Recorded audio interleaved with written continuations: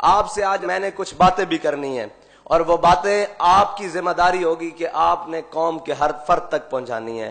وہ میری باتیں اس کیمرہ کے ذریعے یا اس آواز کے ذریعے جو ریکارڈ ہو رہی ہے، یہ جہاں تک پہنچے، ان کا کام ہے وہ باتیں پوری قوم کو جا کے سمجھائیں۔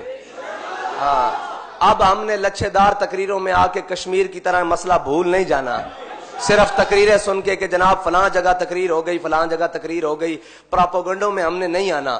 ہم نے آنکھیں کھول کے رکھنی ہے، جس طرح ہمارے قائد ہمارے دلوں کو حضور کی محبت کے لیے کھول کے گئے نا، کہ کوئی بھی محبت کی بات کرے گا قیامت تک اس ممبر پر کھڑے ہو کر یا کسی بھی ممبر کھڑے ہو کر، تو سب سے پہلے لبیک والوں کے ہاتھ بلند ہوں گے کہ تاجدار ختم نبوت۔ ہم نے تو یہ دیکھنا ہی نہیں کہ یہ چہرہ اور یہ بت کون کھڑا ہے، ہم نے دیکھنا ہے کہ بات کن کی کر رہا ہے، بات مالکوں کی ہو رہی ہے یا نہیں ہو رہی۔ جو ہو رہی ہے تو ہم نے ایسے دونوں ہاتھ بلند کر لینے ہیں، اور اگر نہیں ہو رہی تو ہم نے اس کو ایک سبق سنانا ہے کہ انہیں جانا، انہیں مانا، نہ رکھا غیر سے کام۔ ہم تجھے غیر سمجھتے ہیں اس لیے کہ تو میرے آقا و مولا کی بات ہی نہیں کر رہا، اور جو کوئی بات کرے گا ہم اس کے پیچھے ہاتھ باندھ کے کھڑے ہو جائیں گے۔ جو عملاً بھی کر کے دکھائے گا کہ میں حضور کی ناموس کے لیے یہ عمل کر رہا ہوں، یہ میں عملاً یہ چیز کر رہا ہوں، صرف باتوں سے نہیں بات بنے گی۔ باتوں سے استاد صاحب فرمائے تھے ہن گلاں نال کام بڑا اگے ود گیا، ہن کر کے وکھانا پے گا۔ فرماتے سن ایک گلاں اسی کافی دیر دے سنتے آ رہے ہیں، ساڈے قائد نے سانو ہر گل کر کے وکھائی تاں سا انہاں نوں منیا نا۔ کوئی ایک سوتر پیچھے، کوئی ایک جناب بال برابر پیچھے ہٹن دی گل کیتی ہوئے، بلکہ ہر کام نو اگے ود کے حضور دی محبت وچ پیش کیتا۔ اس واسطے اساں ہن کسے لچھے دار تقریراں چ اور کسے جناب متاثر کن الفاظ دے اندر آ کے حضور دی ناموس دے اوتے کوئی دوسری رائے نہیں رکھنی کہ میرے آقا مولا صلی اللہ علیہ وسلم کے غلاموں، آج بڑے دکھ درد کے ساتھ چند حقائق آپ کے سامنے عرض کرنا چاہتا ہوں۔ انہیں آپ نے دل کی کھڑکیاں کھول کے سننا ہے، اور اسی طرح جیسے آپ نے سننا ہے اور جو آپ کے جذبات ہوں آپ نے قوم تک پہنچانے ہیں۔ الفاظ میں آپ کو دے رہا ہوں، باقی آپ جب بات کریں گے تو مالک اس میں اثر بھی دے گا۔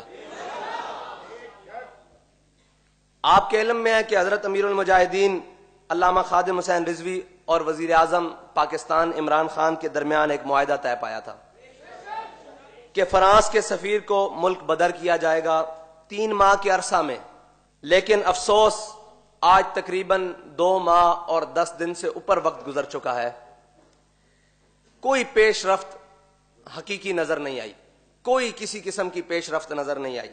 اور دوسری اہم ترین یہ بات ہے کہ معاہدہ میں عمران خان کی ٹیم نے بے حد اصرار کیا کہ ہم اس معاملے کو پارلیمنٹ میں لے کر جائیں گے اور یہ بل پاس کرائیں گے۔ آپ نے غور کرنا ہے ساری باتوں پر کہ یہ جو خواہش تھی نا، یہ عمران خان صاحب کی ٹیم کی خواہش تھی کہ ہم اس معاملے کو پارلیمنٹ میں لے کر جائیں گے، لیکن ابھی تک یہ بل پارلیمنٹ میں نہیں لے جایا گیا۔ اور یہ کتنے نائل ہیں جس میں ان کی اکثریت ہے، اور پی ٹی آئی قومی اسمبلی میں سفیر کو ملک بدر کرنے کا ابھی تک بل پیش نہیں کر سکی، اور اگر یہ بل آ جاتا تو اس کے بعد سفیر کو ملک سے روانہ کیا جانا تھا۔ آپ کو حیرت اور افسوس اس سے بھی زیادہ اگلی بات پر یہ ہوگا کہ آپ انتہائی پریشان ہو جائیں گے اور آپ کی ساری بات سمجھ میں آ جائے گی کہ ابھی تک عمران خان اور اس کی ٹیم نے وہ بل تیار ہی نہیں کیا، یعنی کہ اس کو کاغذ پر ہی نہیں لکھا۔ آپ دیکھ رہے ہیں کہ یہ ناموس رسالت کے معاملے میں کتنے سنجیدے ہیں۔ یہ میرا آپ تک پیغام ہے کہ بعد میں یہ کھڑے ہو کر کوئی وقت آئے گا کہ آپ کو سمجھائیں گے کہ جناب ملک کا بڑا نقصان، اور سمجھانے کی وہی تقریریں وہ جو کشمیر کے بارے کشمیر دے کر بعد میں کشمیر کے بارے میں تقریریں کی نا، اسی طرح کی آپ کو کرائیں گے جناب معیشت یہ وہ۔ اس سے پہلے میں آپ کو ساری باتیں بتائے چلوں کہ آپ کسی کے دھوکے دجل فریب میں نہ آ جائیں اور کسی کی باتوں میں نہ آ جائیں، کیونکہ ان کے پاس بڑے وسائل ہیں، بڑے کر و فر ہیں اور سارے معاملات ہیں۔ کہیں ہمارے سادہ لو مسلمانوں کے دلوں میں یہ باتیں نہ ڈال دیں کہ جناب ہم سچے ہیں، یہ غلط راہ پر ہیں۔ آپ کو بتا کے گئے ہیں ہمارے قائد کہ ہماری راہ کون سی ہے، سب کو پتا ہے نا۔ جس قوم کے وزیر اعظم کا یہ حال ہو کہ وہ اپنی بات کہہ کر جو انہوں نے خود شامل کروائی اس پر اتنی غیر ذمہ داری کا ثبوت دے، اور اس ملک کے بسنے والے کروڑوں عاشقان مصطفیٰ صلی اللہ علیہ وسلم کے جذبات کا احساس نہ کرے بلکہ ان کو مجروح کرے، اور سچے عاشق رسول جنہیں خود انہوں نے کہا کہ جناب جو بھی تھا عاشق رسول وہ تھے، انہوں نے خود کہا ہے نا اپنے منہ سے بانا. علامہ خادم حسین رضوی قائد ملت اسلامیہ سے کیے گئے وعدہ سے وفا کا احساس ہی نہ ہو، پھر قوم نے ایسے شخص کو اوپر مسلط کیا ہوا ہے. باقی جو معاملات ہیں ملک کے وہ ہم ابھی پس پشت رکھ رہے ہیں. ہم آپ کو ایک معاہدے کے اوپر ان کے رویے بتا رہے ہیں کہ ان کے رویے کیا ہیں، یہ رویہ کون سا اختیار کر سکتے ہیں اور یہ آگے کس معاملے میں جائیں گے. یہ آپ کو ساری باتیں بتا دیں تاکہ کوئی جو غیروں کی بولی بولے آپ کو پہلے ہی پتا ہو کہ یہ باتیں تو ہمارے ذہن میں تھیں، ہمیں بتا دیا گیا تھا. یہ نہ ہو آپ بعد میں کہیں کہ ہم تو بے خبر رہ گئے. اس لیے میں پوری امت مسلمہ کو اور خصوصاً پاکستانیوں کو یہ پیغام دینا چاہتا ہوں کہ ہم آپ کو ان کے تمام چالوں اور فریبوں سے پہلے باخبر کر دینا چاہتے ہیں. اگلی بات جو میں آپ سے کرنے لگا ہوں نا وہ بڑی غور و فکر سے سننی ہے آپ نے، اور ہر مسلمان تک یہ پیغام پہنچانا ہے کہ وزیر اعظم عمران خان صاحب نے جو ظلم کیا وہ معاہدہ ایسے ہی نہیں طے پایا گیا. اس میں 50,000 شیل برسائے گئے، کئی لوگوں کی آنکھیں ضائع ہوئیں، کئی کی ٹانگیں ٹوٹیں اور بڑے بڑے نقصانات ہوئے. یہ معاہدہ کوئی آسانی سے طے نہیں پایا گیا تھا، یہ بلکہ پورے زور سے عاشقان مصطفیٰ نے اپنے عشق کے زور پر یہ معاہدہ کروایا تھا، کوئی ان کی خواہش پر نہیں تھا. لیکن جو چیزیں انہوں نے اپنی خواہش پر شامل کی ان کی حالات آپ کے سامنے ہیں. اور اب میڈیا کے ذریعے یا کوئی اور وسائل استعمال کر کے قوم کو ورگلانے کی کوشش کی جائے گی. قوم اب انشاءاللہ حضور کے نام پر دھوکہ کھانے کے لیے تیار نہیں، کیونکہ ان کے قائد نے سبق سکھا دیا ہے کہ اس نام پر دھوکہ نہیں ہم کھا سکتے. اس نام پر نہ دھوکہ دیا جا سکتا ہے نہ دھوکہ کھایا جا سکتا ہے. یہ نام نامی وہ ہے صلی اللہ علیہ وسلم.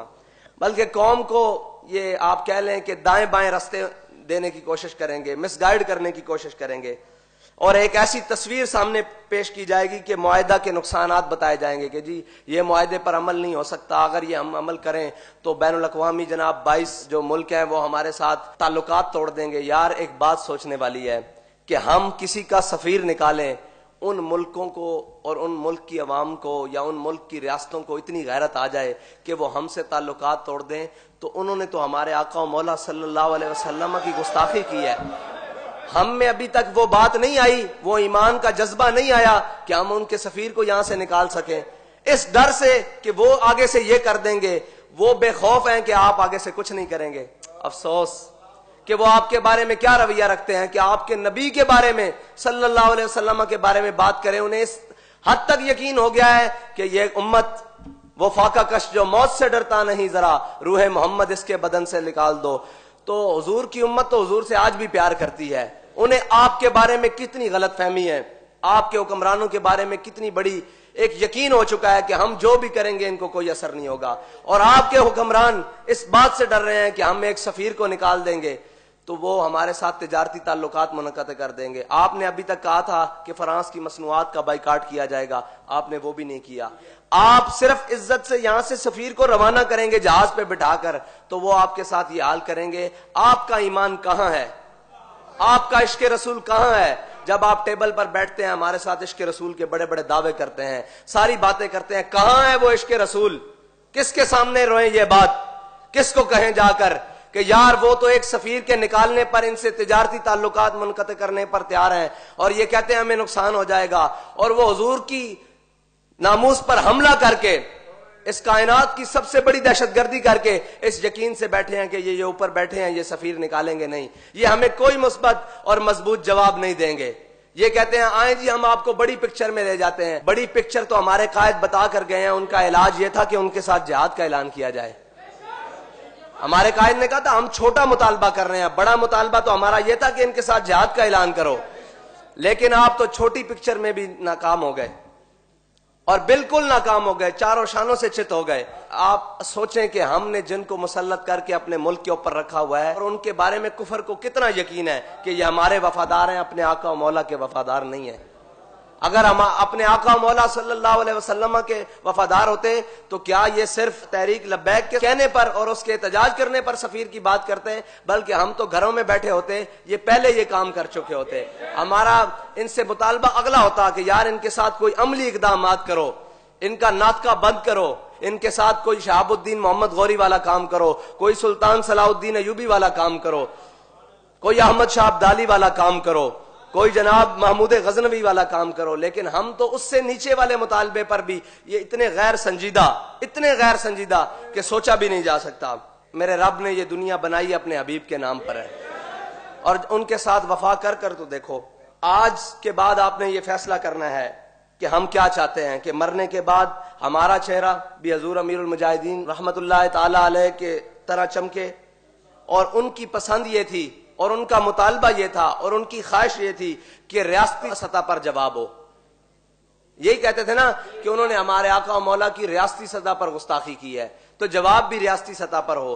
تو آپ نے اس مطالبے پر بھرپور کھڑے ہونا ہے، بھرپور کھڑے ہونا ہے، کسی کمزوری کو دکھائے بغیر، کہ ہمارا مطالبہ وہی ہے کہ اسمبلی میں بل کو لاؤ اور اس کو پاس کر کے سفیر کو فوراً واپس بھیجو۔ اگر نہیں لانا بل تو وہ بھی تمہاری مرضی ہے، اس سفیر کو ملک بدر کرو۔ دوسرا مطالبہ یہ ہے کہ فرانس کی مصنوعات کا بائیکاٹ کیا جائے۔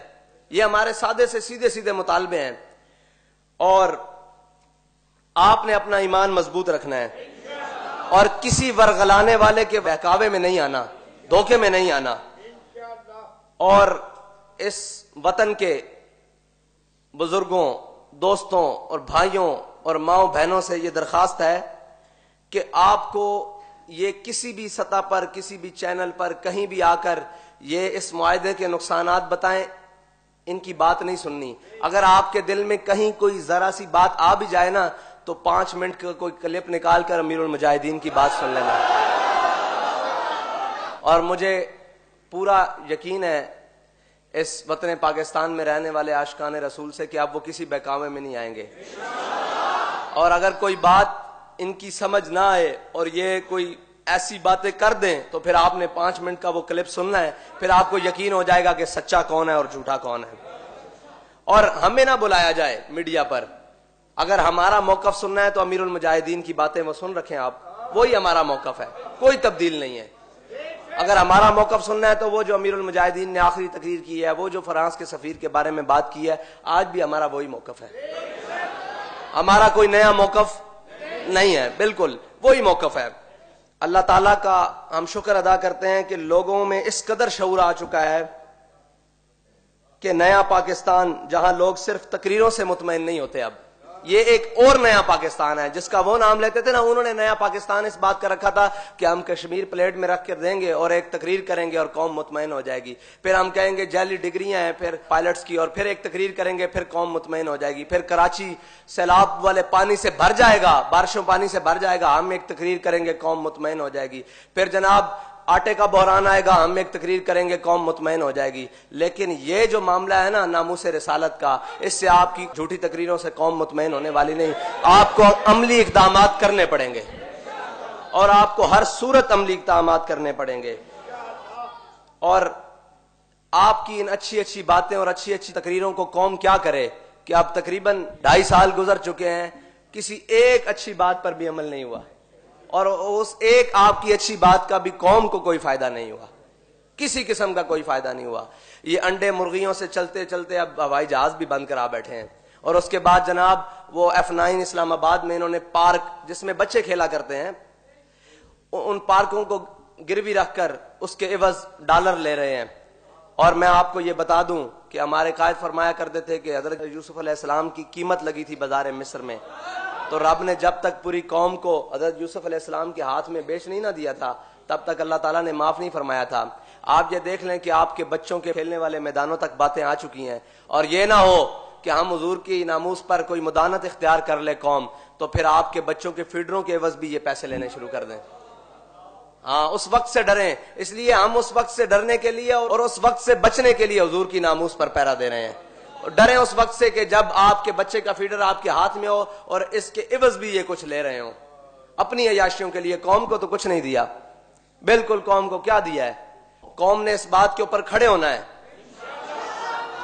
جو باتیں آپ سے کر رہے ہیں یا آپ نے آگے بھی منوان اسی طرح پہنچانی ہے، اور جو آپ سے سوال کرے آپ نے انہی باتوں میں سے ان کو جواب دینا ہے، اور اپنے آپ کو بیدار رکھنا ہے، کسی کے بہکاوے میں نہیں آنا۔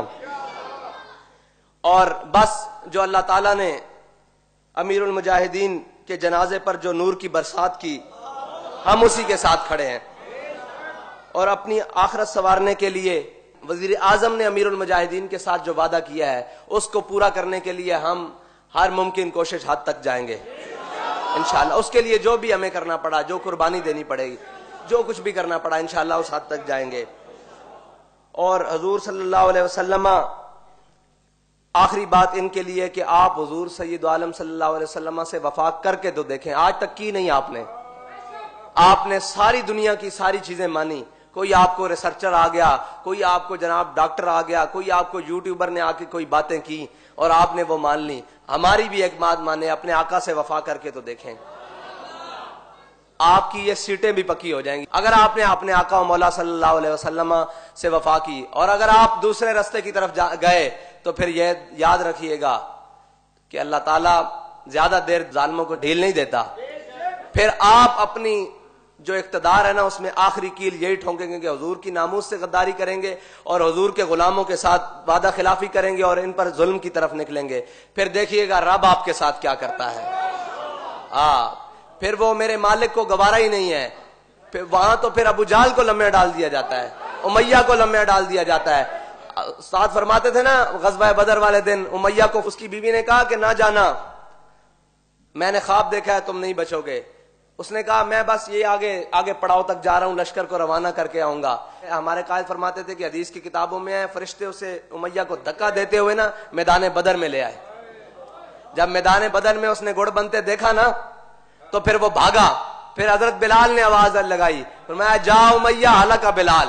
فرمایا جی آج امیہ بچ گیا نا تو بلال نہیں بچتا. تے ایک گل کر دئیے تو کہ جے تساں ناموس رسالت تے غداری کر دی تے تسی بھی نہیں بچتے، کوئی بھی نہیں بچے گا. پھر تواڈے اقتدار شدار کرسیاں ساریاں لپیٹ دتیاں جان گیاں. اس واسطے اپنے آقا و مولا نال وفا کرو. ساڈے کولوں کوئی اچھے الفاظ دی توقع رکھ دیو، ساڈے کول کوئی اچھائی دی امید رکھ دیو، ان پاکستانیاں کولوں حضور دے عاشقاں کولوں کوئی اچھائی دی امید رکھ دیو تے حضور نال وفا کرو. یارا اے تہاڈا حق بندا، جنہاں نے انہوں ووٹ دتے او بھی تے جاؤ نہ ہون.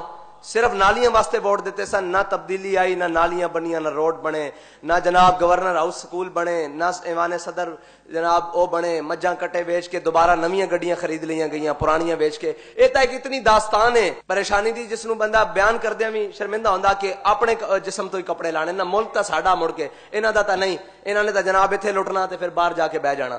بیٹھے نہیں ہوئے پہلے بھی دیکھو، بیٹھے نہیں ہوئے لٹ کے، اور انہاں بھی اسی طرح کرنا ہے لٹ کے. ہن تواڈے کول آخری موقع کہ تسی حضور سید عالم صلی اللہ علیہ وسلم دی ناموس دے اوتے کھڑے ہو جاؤ، پہرا دیو تے تسی پھر انشاءاللہ دیکھو تواڈے واسطے 12 لگدیاں. اے کرسیاں شاہی کوئی نہیں، پکیاں تواڈیاں موہراں لگ جان گیاں. تسی حضور دے نال وفا کرو، پھر اے قوم بھی تواڈے نال وفادار ہو جائے گی. کہ اپنے آقا و مولا صلی اللہ علیہ وسلم نال وفاداری کرو. امید ہے کہ جو میں نے باتیں آپ سے کی ہیں وہ باتیں آپ اپنے دل کی کھڑکیوں کھول کے سنی ہوں گی، اور یہی باتیں آپ قوم تک پیغام پہنچائیں گے کہ ہم نے کسی کے بہکاوے میں نہیں آنا. کوئی کہے کہ ہم درمیانی راستہ نکالیں گے، بابا یہی درمیانی ہے جو آپ کو بتایا ہے. انتہا والا راستہ ہمارے قائد ہمیں بتا کے گئے ہیں جو آپ نے کرنا تھا.